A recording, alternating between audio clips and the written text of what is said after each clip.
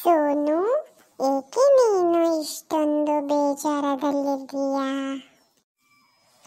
ನನಗೆ ತುಂಬಾನೇ ಬೇಜಾರಾಗ್ತಾ ಇದೆ. ನನಗೆ ಆಟ ಆಡಲು ಯಾರೂ ಇಲ್ಲ. ನಾನು ಒಬ್ಬನೇ ಇಲ್ಲಿ ಕೂತಿದ್ದೇನೆ. ನೀನೇಕೆ ಅದಕ್ಕೆ ಬೇಜಾರು ಮಾಡ್ತಾ ಇದ್ದೀಯಾ? ನಾನು ನಿನಗೊಂದು ಕಥೆಯನ್ನು ಹೇಳ್ತೇನೆ. ಯಾವ ಕಥೆಯನ್ನು ನೀನು ನನಗೆ ಹೇಳುತ್ತೀಯಾ? ನಾನು ನಿನಗೆ ಒಂದು ಹೂದೋಟ ಎನ್ನುವಂತಹ ಕಥೆಯನ್ನು ಹೇಳುತ್ತೇನೆ. ಅದು ತುಂಬಾ ಚೆನ್ನಾಗಿದೆ. ನಿನಗೆ ತುಂಬಾನೇ ಖುಷಿ ಆಗುತ್ತದೆ. ಸರಿ, ನೀನು ಹೇಳು, ನಾನು ಕೇಳುತ್ತೇನೆ. ಹೂದೋಟ ಎನ್ನುವಂತಹ ಒಂದು ಕಥೆ. ಒಂದು ದಿವಸ ಒಂದು ಹೂದೋಟದಲ್ಲಿ ಅಜ್ಜಿ ಮತ್ತು ಅಜ್ಜಿಯ ಮೊಮ್ಮಗಳು ಸುಮ ಹೂದೋಟಕ್ಕೆ ಬರುತ್ತಾರೆ. ಹೂದೋಟದಲ್ಲಿ ಇದ್ದುಕೊಂಡು ಅವರು ಕೆಲವೊಂದು ಮಾತುಗಳನ್ನು ಆಡುತ್ತಾರೆ. ಹೂದೋಟದಲ್ಲಿ ಬೇರೆ ಯಾರೆಲ್ಲ ಇದ್ದರು? ಹೂದೋಟದಲ್ಲಿ ತುಂಬ ಮಕ್ಕಳು, ಅಜ್ಜಿ, ಅಜ್ಜ, ಅಪ್ಪ, ಅಮ್ಮ, ಹೀಗೆ ತುಂಬ ಜನ ಹೂದೋಟದಲ್ಲಿ ಇದ್ದರು. ಏನು ಮಾಡ್ತಾ ಇದ್ರು? ಅವರು ಹೂದೋಟದಲ್ಲಿ ನಡೆಯುವುದು, ಆಟ ಆಡುವುದು ಎಲ್ಲ ಮಾಡುತ್ತಿದ್ದರು. ಅವರು ಅಜ್ಜಿ ಮತ್ತೆ ಸುಮ ಹೂದೋಟಕ್ಕೆ ಬರುತ್ತಾರೆ. ಅಲ್ಲೇನಾಯ್ತು ಗೊತ್ತಾ? ನನಗೂ ಸುಸ್ತಾಯಿತು. ನಾನು ಕುಳಿತುಕೊಂಡು ನಿನಗೆ ಕಥೆಯನ್ನು ಹೇಳುತ್ತೇನೆ. ನೀನು ಕೂಡ ಕೇಳು. ಸುಮ ಅಜ್ಜಿಯ ಹತ್ರ ಹೇಳ್ತಾಳೆ, ಅಜ್ಜಿ, ನೀವು ದಿನಾಲೂ ಸಂಜೆ ಹೂದೋಟಕ್ಕೆ ಬರುತ್ತೀರಾ ಅಜ್ಜಿ? ಹೌದು ಮಗು, ಹೂದೋಟಕ್ಕೆ ಬರಲು ನನಗೆ ತುಂಬಾ ಇಷ್ಟ ಅಂತ ಅಜ್ಜಿ ಹೇಳ್ತಾರೆ. ಅದಕ್ಕೆ ಸುಮ ಹೇಳುತ್ತಾಳೆ, ಅಜ್ಜಿ, ಇಲ್ಲಿ ಹಲವಾರು ಮಂದಿ ನಡೆಯುತ್ತಾರಲ್ಲ, ಯಾಕೆ ಹೀಗೆ ನಡೀತಾರೆ?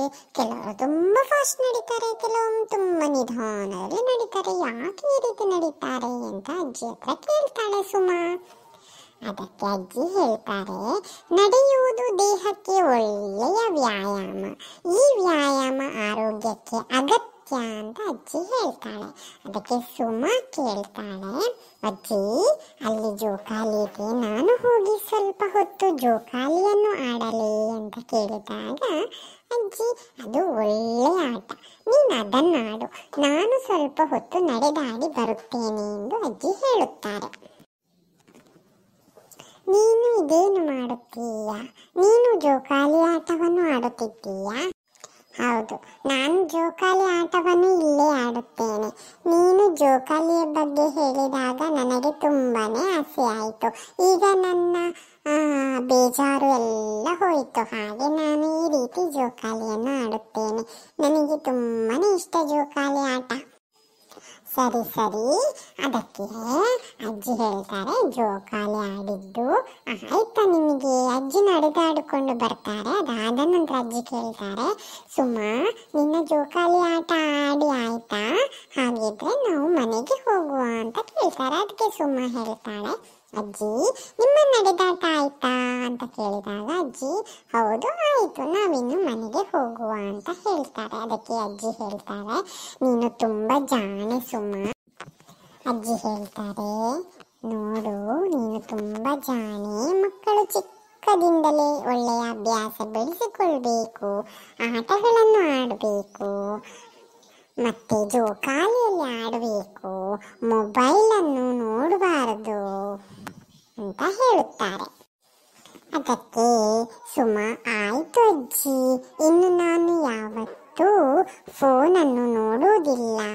ನಾನು ಹೂತೋಟಕ್ಕೆ ಬರುತ್ತೇನೆ, ಹೂತೋಟದಲ್ಲಿ ಜೋಕಾಲಿಯನ್ನು ಆಡ್ತೇನೆ, ನಡೆಯುತ್ತೇನೆ, ಹಾಗೆಯೇ ಅಲ್ಲಿ ನನ್ನ ಗೆಳೆಯರ ಜೊತೆಗೆ ಆಟವನ್ನು ಆಡುತ್ತೇನೆ ಎಂದು ಹೇಳುತ್ತಾಳೆ.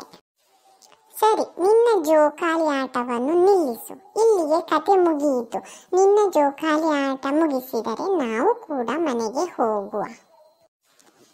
ಸರಿ, ನಾವಿನ್ನು ಮನೆಗೆ ಹೋಗುವ. ನಾವು ಮನೆಗೆ ಹೋಗಿ ನಮ್ಮ ಪಾಠಗಳನ್ನು ಓದುವ. ಅದಾದ ನಂತರ ನಾವು ಹೂದೋಟಕ್ಕೆ ಹೋಗುವ. ಸರಿ, ನೀನು ಹೇಳಿದ ಕತೆ ತುಂಬ ಚೆನ್ನಾಗಿತ್ತು. ಇಂತಹ ಕಥೆಗಳನ್ನು